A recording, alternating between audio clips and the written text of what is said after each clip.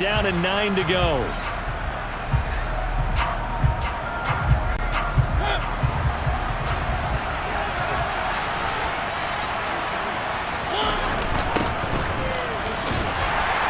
And he's taken down. It's a gain of 3 from the 17 to the 20.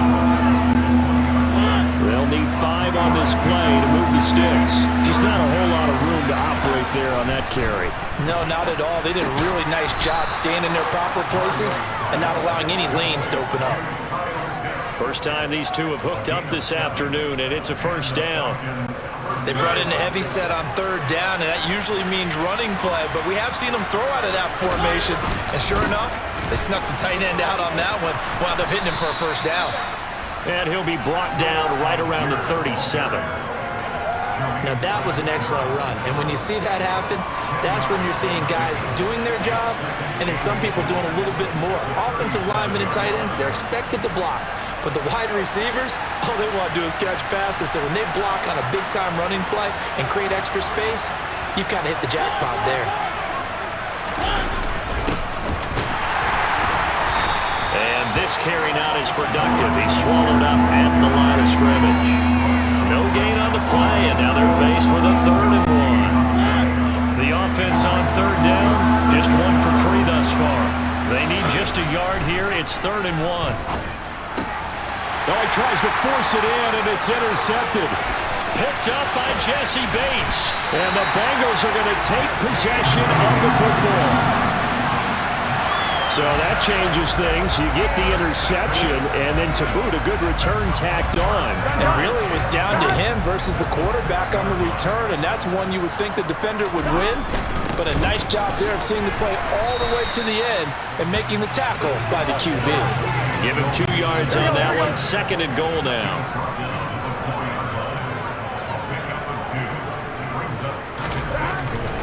Mixon again. And he'll be stopped up short as the tackle is made at about the 3. And give him 2 yards officially, and now it'll be 3rd and goal. Here we go. 11. Mixon. And he'll get him a bit closer as he's down to the 2-yard line. Only a yard there, so it brings up 4th and goal. Well, if this defense can hold him to a field goal here, what a win that would be. Not just a win on the possession, but psychologically take over the ball game. But this started with 1st and goal, so they were in 4-down territory right from the beginning. I say you finish it off and go for the touchdown.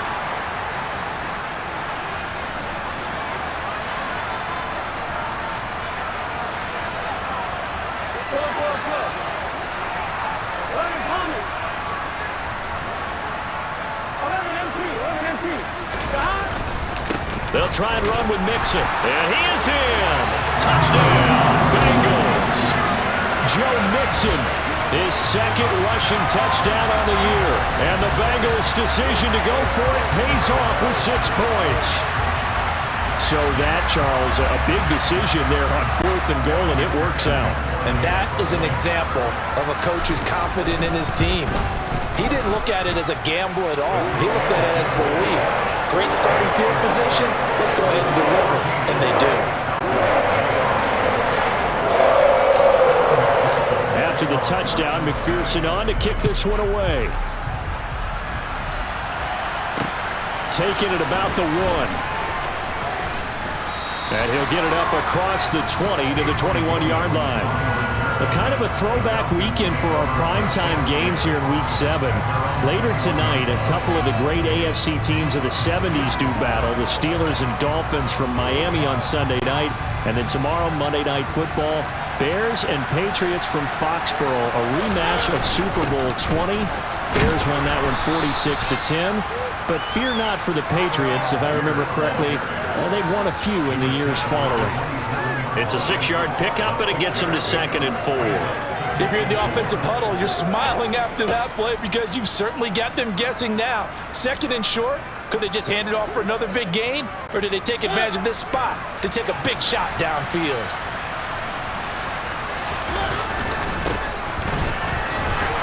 And he powers his way up past the 30. And give him about 4 on the play, but he's marked short, so it'll be 3rd and about the length of the football.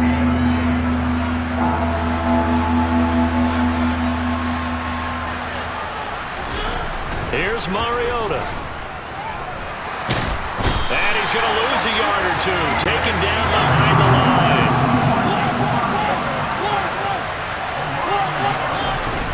Here we go on 4th down. And he's able to get it to the 33. Good enough for a first down. A big roll of the dice on 4th and 1, but it pays off. They convert. So did you suspect the same thing that I did, that they were lining up just to draw them off sides here? 100%. Well, how about that? They were going for it the entire time. Never a question in his mind about going ahead and getting it, despite where they were on the field. Yeah, I don't know if you heard it in my voice when they snapped the ball. I was like, I almost wasn't ready to call the play. I just kept waiting for the timeout offensively. A solid run on 1st down. Gain of 7 leaves him with a 2nd and 3.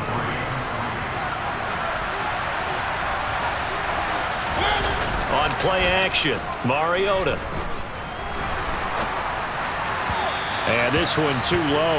They've given him some different looks here defensively in the early going. He's only hit 2 of his first 5 passes.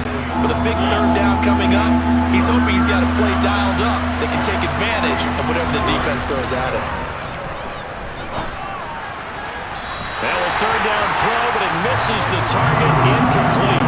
Well, based on what we've seen so far, I don't think you can even call this an off day anymore, partner, because this group we're watching, they are totally out of rhythm, trying to get their game plan up and running. That 0 on the scoreboard is glaring down at them with every incompletion. And that'll hit at the 5 and go into the end zone for a touchback. There's a look at receiver Jamar Chase as the Bengals get set to go on offense. Sitting right around the midpoint of the season, on pace for 1,000 yards. Good year so far, and I'm sure film study being devoted to him a little bit more on the other side. They have to, because the pace that he's carrying right now, if you're pushing 1,000-yard pace as a receiver, that means he warrants your attention. And right now, precision is going on with their offense. Kind of like that timepiece you wear on your wrist. You know, the good stuff. Got to knock that off somehow. Chip away at that timing. Change things up a little bit and make them go to other things and make them do those things better. Yeah, try to make him uncomfortable. Not many teams have been able to do that so far this year. Up at the 29 now, they'll head to the line. 2nd and a yard. Inside handoff to Mixon. And he is going to be stopped cold behind the line of scrimmage. He winds up giving a yard back there, and now it's 3rd and 2. 2 minutes to play, first half. It's 14-0. Coming up at halftime, I'll go from one personality, that's you, Charles Davis, to another one in Orlando, the coach. He'll have stats and scores from around the NFL. You and Jonathan Coachman, both larger than life. No doubt about it. But you're stuck with me in this booth, yes, and he's miles away and smiling. And happy. That one taken in by T. Higgins. And he is going to have the Bengals first down. It's a gain of 6 that time on 3rd and 2. That's a big conversion there on 3rd down because they did not want to give the ball up here late in the half. They'd love to take the clock all the way down and score. This will definitely help the cause. Ball up to the 35 now as they come up on 1st and 10. Out of the shotgun, they run with Mixon. And good running there as he'll take this all the way up to midfield. 45 yards rushing for him now on what was his 10th carry of the ball game. A CD a lot of times like to separate speed and quickness, and they've got a back that's both. We know that he's fast in the open field, but man, his first step is so quick too. It is something, isn't it? Because you think of that type of speed getting to the perimeter and turning upfield, but also when you run those inside runs, he can get into the secondary so fast, the linebackers don't have a chance to react. Now here's a pass on 1st down that's knocked away and incomplete. Well, he certainly thought he had a window to push that ball downfield, but as soon as he released the throw, the corner was there to slam that window shut. From midfield now, Burrow. He'll air this one out for Boyd. And it's knocked away and incomplete. One thing that offensive guys stress when they throw the deep ball, you're just counting on your receiver to find it, adjust before the defensive back can get his head around. In this case, though, the DB matched it move for move and knocked it away. They'll set up the screen here to Mixon. And he'll go down inside the 45 before going out of bounds. They do get 7 out of that, but not enough to prevent a 4th down. And that's a play that's not uncommon on 3rd and long because the offense is just hoping that somehow they can get a guy in space and follow some blockers downfield. Does a pretty nice job there getting a few yards, but he ends up getting stopped before he can get the 1st down.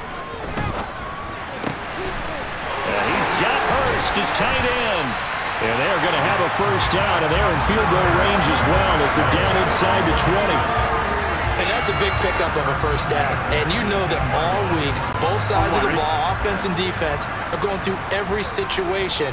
And in this case, the offensive guys had the right play dialed up because defensive... That's to Chase. He's got it. Touchdown, Cincinnati. Jamar Chase as the 1st half is winding down. And the Bengals will extend their lead here just before halftime.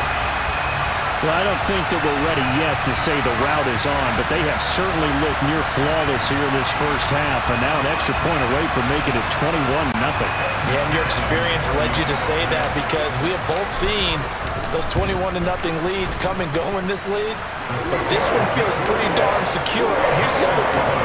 Even when people chip away at it, it forces you into being almost perfect on the other side, doesn't it, in order to try and mount a comeback.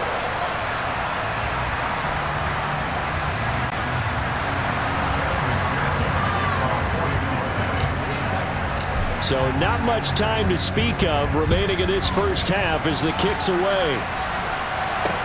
Fields it right around the goal line. And he'll get it up just past the 20 as his guys will go to work at the 21-yard line. About set to begin their next drive, the Falcons offense at the line. And with 7 seconds remaining, not much time to really do anything. And he will not make it back to the line of scrimmage as he's going to be taken down.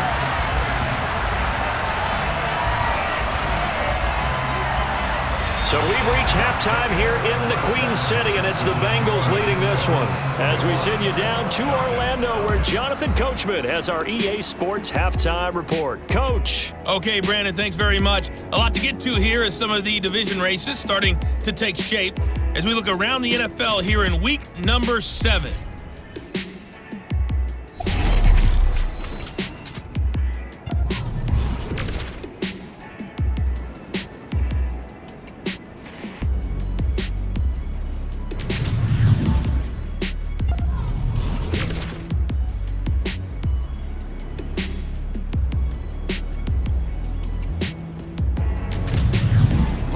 Let's check on one final game for you. And you can see they are scoreless as they play the 2nd quarter.